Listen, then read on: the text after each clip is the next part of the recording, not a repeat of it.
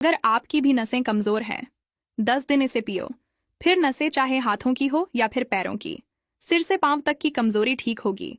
Video save कर ले, नहीं तो ढूंढते रह जाएंगे। इसके लिए लेने हैं भीगे हुए बादाम, और दूसरी चीज हमने ली है अलसी। न्यूट्रिएंट्स का खजाना होता है अलसी। ज्वाइंट के लिए, पेट के लिए, नसों के लिए ये बहुत फायदेमंद होती है। एक पैन ले, उसमें 4 चम्मच अलसी को 3 मिनट के लिए धीमी आंच पर पकाएं और ठंडा करके इसे ग्राइंडर में डाल दें। इसमें मिलानी है सौंठ। सूखे हुए अदरक को पीसकर जो बनता है उसे सौंठ कहते हैं। आधा चम्मच सौंठ पाउडर का डालें, साथ ही साथ लें दालचीनी। दालचीनी नसों के रोग के लिए बहुत फायदेमंद है। चम्मच का चौथा हिस्सा दालचीनी पाउडर का मिलाएं और 1 चम्मच हल्दी भी डालें।